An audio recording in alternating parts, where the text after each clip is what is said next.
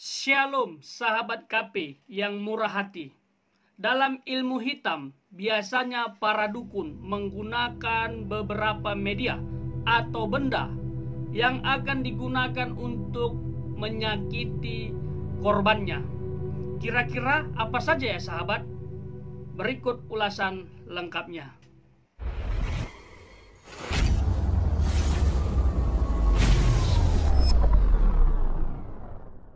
Pak Daud, tadi kan singgung-singgung masalah KTP Pak Daud ya, usia gitu Pak Daud. Apakah kan ada tuh Pak orang-orang yang praktek perdukunan pakai KTP tahun umur itu bisa nggak Pak untuk secara santet tuh Pak?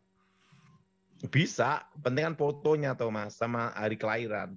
Oh, kenapa Pak? Jadi kalau orang tahu tanggal kelahiran nih, berarti bisa disantet Pak, begitu Pak? Nanti kan dilihat wetonnya tuh Mas, kalau Jawa. Oh. Tapi yang jelas, mungkin dukunnya mau ikut registrasi.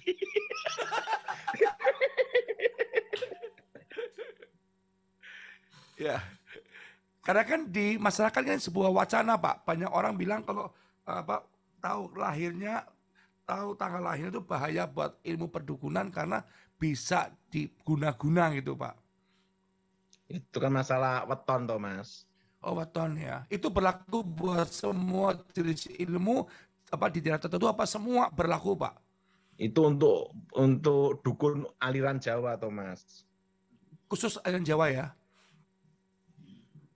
Misalnya yang disantet tuh orang Papua atau orang Timor gitu Pak. Terus orang Jawa yang melakukannya pakai tanggal lahir bisa Pak? Bisa, semua tergantung kepercayaan sugestinya tuh Mas. Oh. Termasuk rambut Pak ya. Rambut katanya buat apa? Buat pengasihan apa supaya rambut itu yang punya semakin cinta itu juga bisa ya Pak Daud? Yang jelas rambutnya Thomas tidak mau dipakai Thomas. Karena semiran Thomas. Amin, haleluya, puji Tuhan ya. Rambut saya nggak laku, puji Tuhan. Haleluya. Gitu Pak. Jadi hidup ini dinikmati aja Thomas. Syukuri aja. Nah, itu dia sahabat. Jadi hati-hati ya untuk data pribadi sahabat. Jangan sampai disebarluaskan. Karena takutnya ada orang-orang tertentu yang tidak bertanggung jawab, yang mungkin iri hati atau benci kepada sahabat, itu digunakan untuk menyerang. Termasuk foto ya, tadi sudah disampaikan oleh hambanya. Jadi ini adalah media yang sering digunakan ya. Dan juga tanggal lahir ya, menurut weton Jawa kata hambanya Evangelis Dautoni bisa juga menjadi media. Termasuk tadi rambut sudah dibahas ya.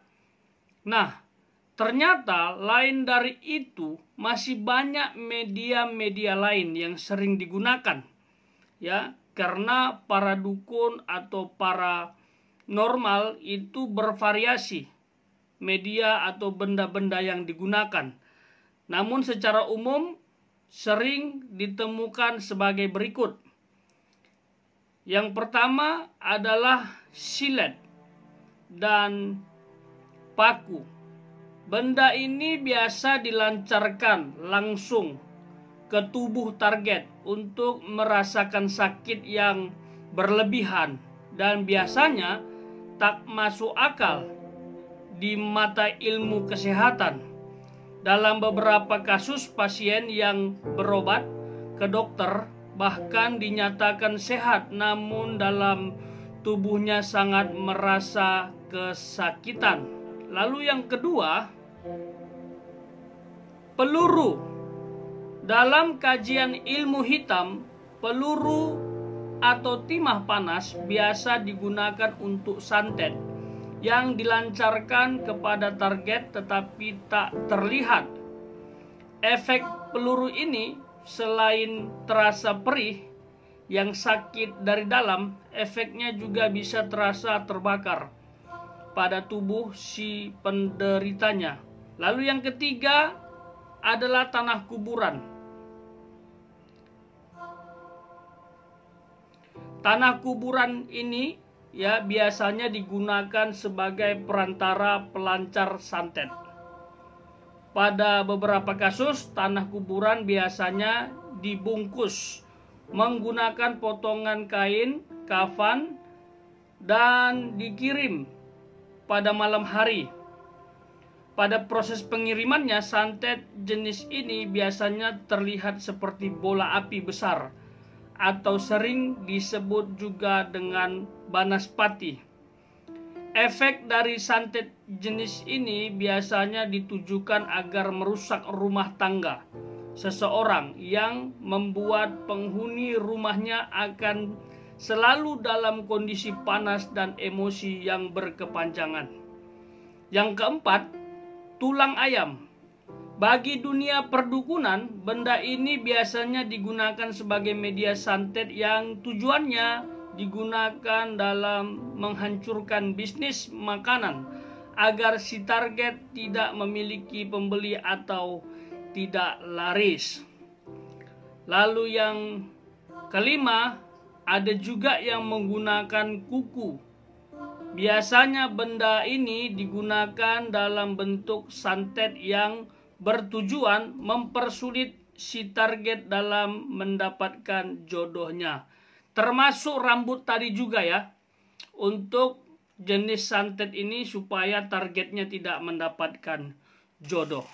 Nah, jadi itu dia sahabat ya, media atau benda yang secara umum digunakan oleh para dukun untuk menyerang korbannya. Ya, kadang-kadang memang ini tidak sesuai dengan keinginan dukun atau paranormal, tapi ada pesanan sehingga korban terkena dampaknya. Tujuan saya membahas ini bukan untuk menakut-nakuti ya sahabat, tetapi sebagai wawasan saja atau gambaran supaya kita tahu bagaimana ilmu hitam itu bekerja dan apa saja media yang digunakan. Barangkali nanti sahabat menemukan benda-benda yang sudah saya sebutkan tadi, mungkin di pekarangan rumah atau di mana begitu, dan kita harus simpulkan ya, itu adalah bagian dari ilmu hitam, atau mungkin seseorang sedang melakukan perbuatan jahat melalui jasa paranormal untuk kita ya. Namun percayalah bahwa kuasa Tuhan lebih dahsyat, lebih hebat dalam kehidupan kita. Itu sebabnya bangun terus hubungan kepada Tuhan. Jangan biarkan kuasa-kuasa yang tidak berkenan di hadapan Tuhan menyakiti, melukai kita. Firman Tuhan berkata, jikalau Roh Kudus turun ke atasmu, engkau akan diberikan kuasa untuk menjadi anak-anak Allah, kuasa untuk bertahan dari serangan si jahat. Jadi percaya diri, jangan minder, karena kita adalah anak-anak Tuhan yang harus menjadi berkat bagi sesama. Tuhan memberkati.